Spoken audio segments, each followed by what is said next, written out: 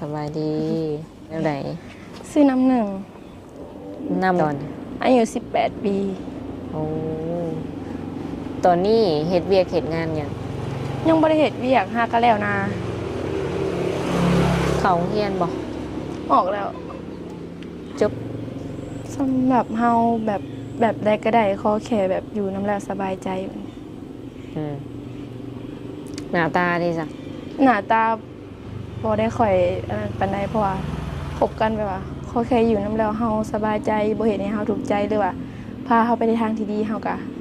พร้อมที่จะแบบคบนำหั่นนะแบบนั้น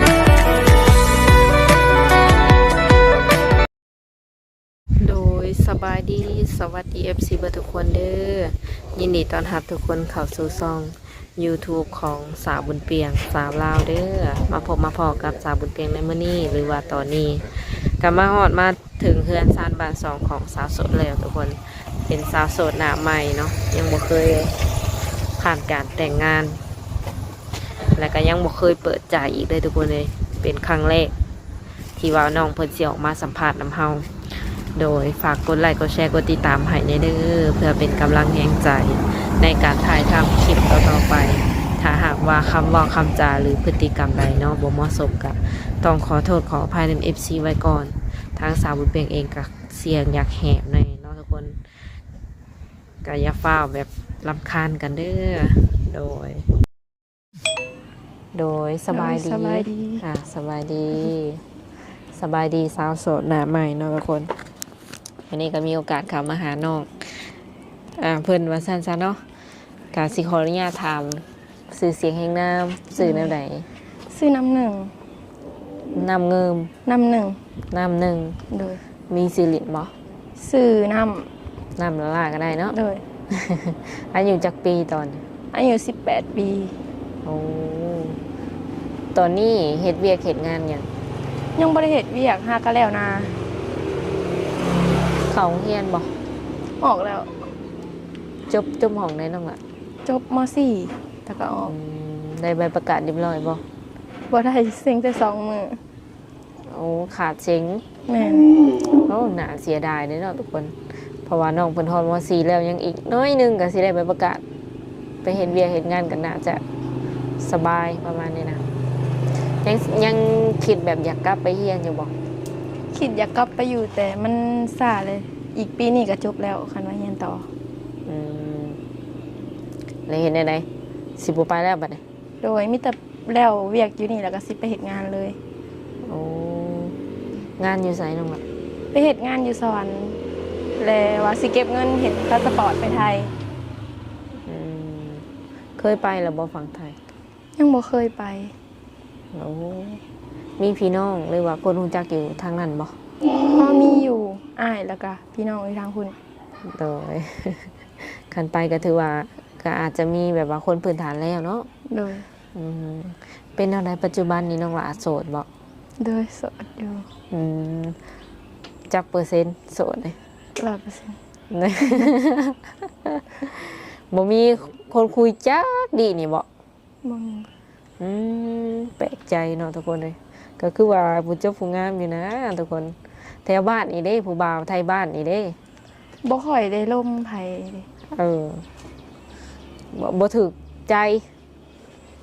บ่แม่นว่าบ่ถูกใจอย่างก็มันบ่ค่อยมีไผมาคิดอยากมาล้มเฮาหั่นนะเพราะเฮาก็บ่ได้ไปหาไปหลินแถวใดบ่เห็นคนบ่ค่อยได้ออกไปนอกปานใดบ่มีผู้บ่าวเข้ามาจีบแถวนี้เนาะผู้บ่าวบ่ค่อยร้ายแถวบ้านนี่แม่นแล้วมื้อนี้ถือว่าออกมาเปิดใจบ่โดยมักผู้บ่าวแบบใดสำหรับเฮาแบบใดก็ได้ขอแค่แบบอยู่น้ำแล้วสบายใจหน้าตาดีจ้ะหน้าตาบ่ได้ค่อยอันนั้นปานใดเพราะว่าคบกันแบบว่าขอแค่อยู่น้ำแล้วเฮาสบายใจบ่เฮ็ดให้เฮาทุกข์ใจหรือว่าพาเฮาไปในทางที่ดีเฮาก็พร้อมที่จะแบบคบนำหั่นนะแบบหน้าตาบ่หล่อบ่หยังก็เอาบ่หลอกบ่เลยก็ได้อายุดีน้องว่าจำกัดบ่อายุเพิ่นอายุบ่ค่อยบ่จำกัดก็ได้ขอแค่แบบว่าเพิ่นประมาณ 40บ่ลงมาประมาณนี้นะ4-50ลงมาก็ได้ อัน60นี่เบิดชิดบ่ ได้เว้ยเขาแค่แบบเฮาคันว่าเพิ่นเชื่อมั่นในตัวเฮาแล้วเฮาเชื่อมั่นในตัวเพิ่นแล้วก็ลงได้ อืมสมมุติว่าสายนิ่งสายแน่นเจ้าเนาะเพิ่นอายุหลายอายุหลายลื่นกันหลายเลยได้แบบเพราะว่าเจ้าก็18ปีเนาะ เลย ลื่นกันแบบเป็น20 30จังซี่นะคิดว่าสิกล้าพาเพิ่นไปออกหน้าออกตาพบหมู่พบคู่อยู่บ่ กล้า อืมบ่อายบ่ คัน อยู่ ว่าอ้ายเพิ่นกล้ามาหาน้องอยู่พี่น้องก็กล้าพาไปหั่นน่ะ อืมต้องให้เพิ่นมาหาก่อน โดยเพราะว่าน้องบ่มีพาสปอร์ตไป อ๋อ ยังหาเงินอยู่ คันได้บัตรปุ๊บก็สิลงไทยไปเฮ็ดงานปั๊บเลยบ่ แม่นบางทีก็ได้บัตรปุ๊บแล้วก็ถ้าให้อ้ายเพิ่นมาอยู่กับแม่ก่อนเพอบ่มีคนอยู่กับแม่ แม่อยู่เฮือนกับน้อง2 คน เจ้ามีอ้ายน้องจักคนซะ มี4 คนแต่ว่าเอื้อยไปเฮ็ดงานบ่อนอื่นแล้ว ส่วนอ้ายเพิ่นก็อยู่กับเมียเพิ่น เจ้าเป็นลูกคนที่เท่าไหร่ คนที่3 อันผู้หลาหาวยิ่งหรือชายก็ ผู้หญิง ก็ยังเข้าโรงเรียนบ่ โดยเขาเรียนปีนี้ขึ้นป .4 แล้วน้อง หลักๆแล้วนี่อยู่เพื่อนอยู่ซ่านไผเป็นเสาหลักของครอบครัว ส่วนมากอะแม่เพราะว่าเพิ่นก็หาทุกอย่างเขาเฮือนเพราะน้องก็ยังบ่ได้เฮ็ดเวียกช่วงนี้น้องก็มีแต่หาเฮ็ดนาแล้วก็อยู่เฮือนเฮ็ดเวียกเฮือนอิหยัง พอได้ซ่าน้องละ พอน้องเสียได้9 เดือนแล้ว โอ้ถือว่าตอนนี้แม่นเสาหลักแม่นแม่อย่างเดียว แม่น ปัจจุบันนี่ก็ยังขอเงินแม่ใส่อยู่บ่ บ่ค่อยขอเพิ่นเพราะว่าเพิ่นก็บ่มี มีแต่น้องก็หาเองแบบเฮ็ดเวียกซอยเวียกเพิ่นไปหั้นน่ะ โดยตั้งแต่เรียนจบมาได้เฮ็ดงานเหตุการณ์หยังแน่แล้ว น้องก็ไปเฮ็ดงานไปเฮ็ดอยู่แถวห้านอาหารแล้วก็ไปเฮ็ดอยู่แถวใกล้ๆแถวนี้ ได้เงินเดือนแบบว่าพอใส่พอจ่ายอยู่บ่ ก็พอแต่ได้ ตอนไป ซื้ออยู่ซื้อกินภายในครอบครัวแล้วก็เครื่องใช้เครื่องซอยอิหยัง หลักๆแล้วคิดว่าตัวเองเป็นคนนิสัยแบบใด ครับบ่ค่อยฮู้นิสัยตัวเองปานใด แบบเฮารู้สึกนี่นะเฮาเป็นคนใจร้ายบ่หรือว่าเป็นคนใจดีใจเย็น ก็บ่ถึงขั้นว่าสิอารมณ์ร้ายเฮาก็พอแบบว่าไปแบบคันว่าอยู่กับหมู่เนาะคันว่าหมู่เฮ็ดให้เฮ็ดในสิ่งที่เฮาบ่มักเฮาก็ร้ายคันว่าเฮ็ดในสิ่งที่เฮาแบบพอโอเคเฮาก็บ่ได้ร้ายบ่ได้อารมณ์บ่ได้ค่อยร้ายปานใด มักเว้าแบบมักว่าแบบเว้าหลายอยู่บ่หรือว่าเป็นคนเงียบๆแบบ คันอยู่กับผู้ใหญ่หรือว่าอยู่กับคนที่บ่ค่อยสนิทก็สิบ่เว้าปานใดแต่คันอยู่กับหมู่ก็เว้าหลายอยู่ เว้าหลายอยู่ แม่นอยู่กับครอบครัวบ่ค่อยได้เว้า น้ำหนักสูงเท่าไหร่ สูง160น้ำหนักอยู่ที่เท่าไหร่ตอนนี้ น้ำหนัก59เป็นสาวลาวบ่หรือว่าสาวผู้ไทย สาวลาว เรา เป็นสาวลาวธรรมดาเนาะคนเจ้า60ปุ่นเนาะ160ปุ่น โดย อันผู้บ่าวนี่เตี้ยกว่าหันก็เอาบ่ ได้เบิดบ่จำกัด อืม อันนี้เปิดใจรอบที่หนึ่ง แม่น หรือว่าครั้งแรกนะเนาะ ครั้งแรกเลย เป็นอะไรความรู้สึก ตอนแรกก็คืนในอายแน่บ่กล้าแน่ ใส่เวลาโดนบ่จังแบบว่าการตัดสินใจออกมาแบบอันถ่ายคลิปน้ำเอื้อยสินะ ก็โดนเติบอยู่ เพราะว่า มันบ่ค่อยแบบหมู่ก็บ่ค่อยได้เฮ็ดมีแต่หากเอามาหัวหมู่ตัวเองก็เฮ็ดแล้วก็หมู่ส่วนเฮ็ดแล้วก็เฮ็ดนำหมู่ คือเฮ็ดนี่แบบว่าหมายถึงว่าเปิดใจ แม่นเปิดใจแบบหมู่บอกว่าคันลองแบบคันเงาๆก็ลองไปเปิดใจลองเบิ่งพอบ่ได้มีคนคุย การที่น้องเปิดใจนี่เปิดใจแบบใดอยากได้แฟนบ่หรือว่าอยากได้คนคุยแก้เหงา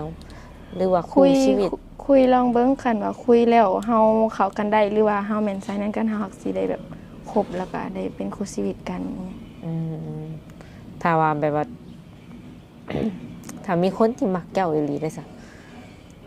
แบบคิดว่าพร้อมสร้างครอบครัวเลยบ่อายุ10ตอนนี้ก็ถือว่าโสดอยู่บ่จะว่าประมาณนี้ โดย จักเดือนก่อนจะว่าล่ะ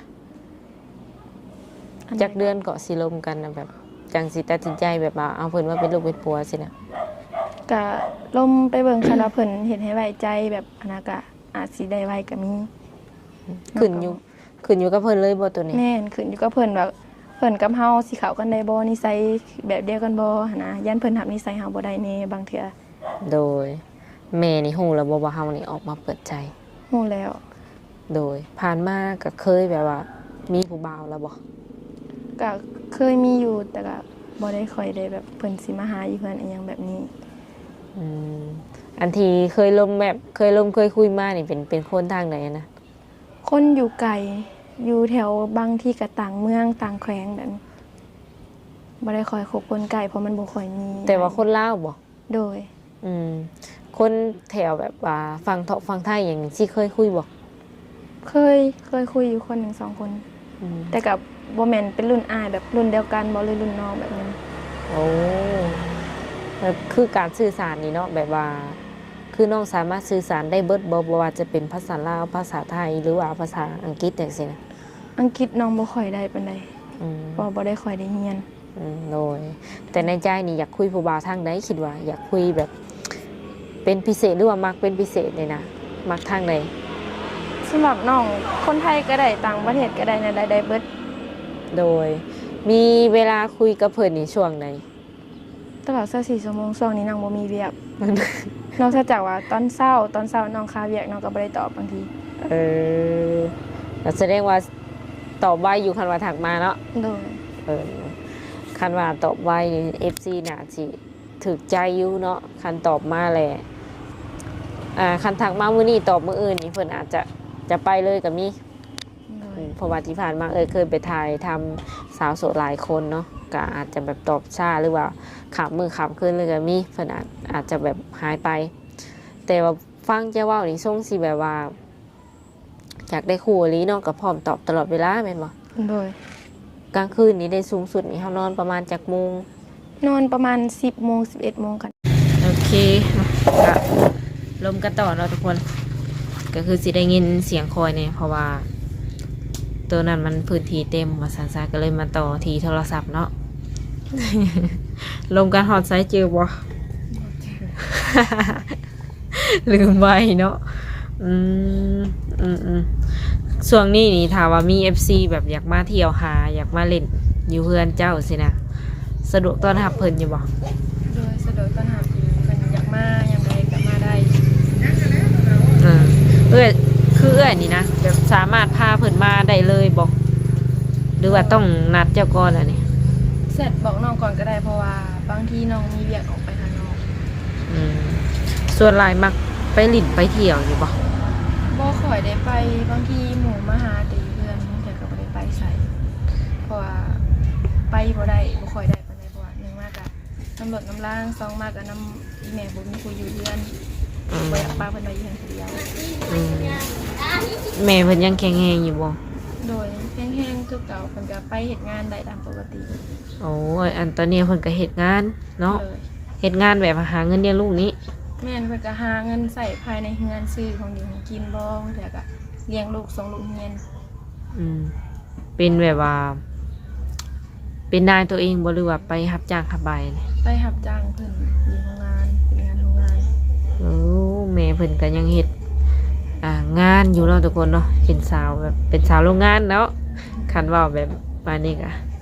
สมมุติว่าเพิ่นไปโรงงานจังซี่นี่คนที่อยู่เฮือนนี่แม่นไผ อยู่น้องอยู่กับน้องตอนนี้น้องยังบ่ได้เข้าเรียนเลยเรียนพักช่วงนี้ก็ได้อยู่กับน้องเพื่อน แม่กลับบ้านแต่ละมื้อจักโมงจังได้ฮอดเฮือน 6 โมงเพิ่นเลิกงานเพื่อมาฮอดพี่กับบ้าน6 โมงครึ่ง แล้วคือน้องนี่บ่ได้มีโรคประจำตัวหยังบ่แข็งแรงเนาะโดยผู้บ่าวที่สิเข้ามาลมกับเจ้าเป็นหนุ่มแบบเป็นพอห้างพอไม้ มีลูกติดพร้อมจังซี่นะเอาบ่ หับได้เบิดข้อแค่เพิ่นปกติน้องว่าน้องเป็นอันนั้นอย่างนี้แล้วก็อีกอย่างก็ถ้าเราเพิ่นบ่มีเมียน้องก็ลงได้ คิดว่าตัวเองมีข้อเสียหรือว่าข้อบกพร่องอยู่จุดใดคิดว่า ก็บางทีก็น้องเป็นคนที่ว่าคันว่าเห็นให้น้องอยากให้บ่อันยังน้องก็แบบสิบ่อยากเว้านำปานใดหันนะหรือว่าคันน้องได้เครียดแล้วน้องก็สิแบบก็คือว่าคันคนมันเครียดมันก็เว้าแบบบ่ค่อยได้ม่วนปานใดหันนะ ว่าบ่ม่วน โดยคันเวลาให้นะคันเวลาเป็นแบบจุกจิกจุกจิกบ่ในสิ่งที่เฮาบ่ได้เฮ็ดหรือว่าในสิ่งที่มันเป็นไปบ่ได้หั้นนะ โดยมักอยู่บ่ซะแบบว่าเพิ่นโทรมาดุสินะสมมุติว่าโทรมาเรื่อยๆบางทีมื้อหนึงอาจจะ2 สายหรือว่า3 สายสินะ โทรมาคันยามน้องว่างน้องก็รับคันว่าน้องบ่ว่างน้องก็บ่ได้คุย อื คันว่าเวลาน้องเฮ็ดงาน อืมหักตอนนี้นี่ช่วงนี้นี่โทรมานี่แม่นจะได้คุยอยู่บ่ล่ะ ได้คุยเพราะว่าบ่ได้ไปไส โดยเคยไปแบบว่าลิ้นกลางค่ำกลางคืนอยู่บ่แถวบ้านแถวหยัง ก็พอได้ไปยามมีงานยามหยังก็ไปอยู่ ปาร์ตี้เคยบ่ บ่ค่อยได้นะตะกี้ก็บ่ได้ค่อยได้ไปกันเลยพอเจ้าบ้านนี่มีหลายบ่ได้มีก็ให้ออกไปไส กินเหล้ากินเบียร์ได้ แต่ว่าบ่ค่อยได้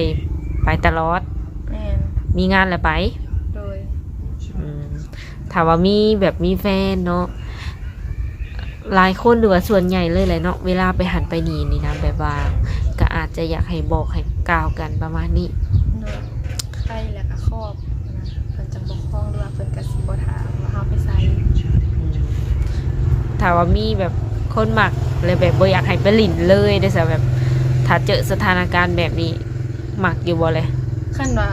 บ่ไปเลยก็คันว่ายามบ่มีงานบ่มีหยังเนาะก็อยู่เรือนคือเก่าแต่คันว่ามีงานเนาะจำเป็นได้ไปเพราะมันเป็นงาน เพราะว่างานมันก็บางทีอาจจะเป็นแบบงานแถวเรือนบ่หรือว่าแถวบ้านไปซอยเพิ่น อืมมีรถมีหยังขี่ปกติแล้ววะ บ่มีแต่ขี่น้ำแม่ อยู่เฮือนนี่มีแบบว่าเอียงมีรถจักรคันก่อนน้องละ มีรถ2คัน เป็นรถจักรเบอร์เลยบ่หรือรถใหญ่ แม่นรถจักรบ่เลยมีแต่ของเอื้อยกับของแม่ อืมฐานะครอบครัวน้องนี่คิดว่าจัดอยู่ในระดับใด ก็เนาะ อืม เป็นคนที่แบบว่าฐานะอยากจนหามันก็บ่ค่อยมีก็พออยู่พอกินนี่ อืมเขาวนำซัมป้านี่เฮ็ดเอาหรือชื่อเอา ส่วนมากก็จะซื้อเอาเพราะว่าเฮ็ดนาก็มีแต่เฮ็ดซอยไม่เฒ่าบ่ได้เฮ็ดนาตัวเองเพราะบ่มีนา อืมเฮ็ดหยังเป็นแน่น้องว่าล่ะ ก็เรียกเฮือนในเฮือนนี่เป็นเบิด กับข้าวกับน้ำได้อยู่บ่ พอเป็นอยู่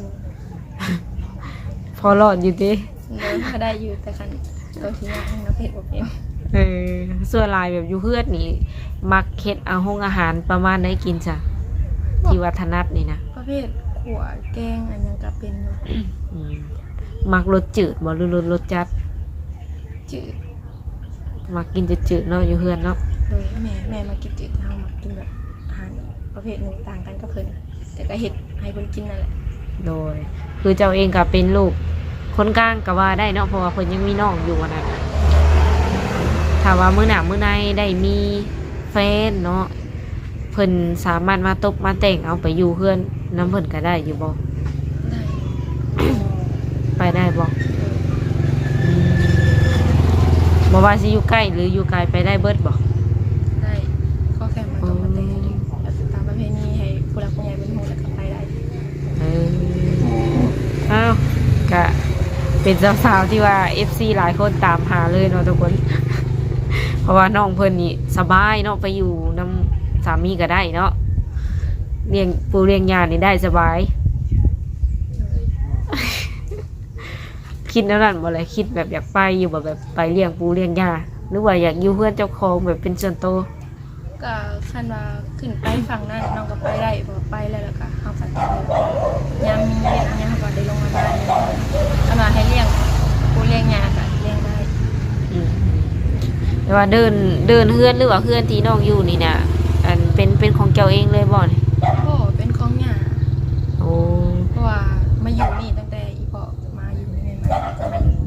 อืมที่ว่าเป็นของครอบครัวน้องเองเลยนี่มีบ่ มีแต่สิ่งที่ไม่เฒ่าเพิ่นเอาให้แต่ว่ายังบ่มีเป็นของตัวเองยังบ่ได้ซื้อเป็นของตัวเอง เออ คือตอนนี้เจ้าเองก็อาศัยอยู่น้ำมันดินดอนตอนหยะของย่าเพิ่น แม่ ซึ่งว่าเป็นแม่ของพ่อเนาะ เลย อืมในไฮหน้านี่แม่นว่าบ่มีเนาะทุกคนไฮกับบ่มีหน้ากับบ่มีเนาะเออต้องได้แบบว่าเริ่มต้นใหม่เลย คิดอยากได้แบบว่าผัวเป็นสามีใช่เนาะคิดอยากได้สามีเป็นแบบว่าเจ้าของสวนหยอกสวนยาง หรือว่าสวนผลหมอกละไม้อยู่บ่ ได้เบิดถ้าเพิ่นบ่มีหยังก็ค่อยๆหากันก็ได้คันว่าเพิ่นบ่มีคันว่าเพิ่นมีก็ค่อยไปเฮ็ดซอยกันอีหยังไปเบิ่งซอยกันก็ได้ ทำได้ทุกสถานการณ์ โดยน่าได้ก็ฝาก FC เอื้อยในเด้อเนาะคันว่าเพิ่นทักมากอ่ะอย่าลืมตอบเพิ่นในเด้อ โดย สามารถแบบว่าติดต่อหาน้องนี่ได้ทางใดแน่ ทางไลน์ก็ได้ แจกไลน์อย่างเดียวบ่ แจกก็ได้ โอเคเนาะก็สามารถทักมาเอาช่องทางติดต่อเพิ่นนำสาวบุญเปียงได้ ตอนนี้ตั้งแล้วบ่ไลน์ กำลังให้หมู่ไป ตอนนี้แม่นยังบ่ทันมีไลน์เทื่อเนาะแต่อาจจะ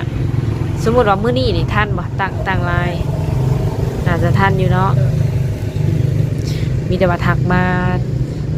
ก่อนก็ได้เนาะทุกคนแหละถ้าว่าน้องเพิ่นตั้งแล้วแล้วจังสาวบุญเปียงส่งให้และติดต่อหาน้องเพิ่นเองเลยเนาะคันว่ามักหรือบ่มักก็บอกเพิ่นไปตรงก็ได้คันว่าเพิ่นทักมานะบ่เอาเด้อแบบว่าอยู่ๆแล้วเงียบเลยสินะเดี๋ยวบอกไว้ก่อน เพิ่นบ่ให้ดอกเนาะเฮาบอกเพิ่นไปตรงได้สมมุติว่าคุยแล้วนิสัยเพิ่นบ่โอเคสำหรับเฮาก็บอกเพิ่นไปว่าเฮาบ่มักเด้อประมาณนี้ โอเคซะมีแต่ว่าสิขออนุญาตโอลมกับเพิ่นประมาณนี้ก่อนเนาะสุดท้ายมีหยังอยากฝากถึง FC ที่ว่าเพิ่นสิเข้ามาคุยกับเจ้าอยู่บ่ คันว่าเพิ่นอยากเข้ามาลงก็เข้ามาลงได้เด้อพร้อมตอบตลอด จริงใจแท้เนาะแท้บ่คิดว่าตัวเอง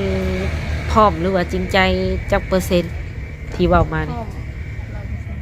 เออ โอเคจ้ะ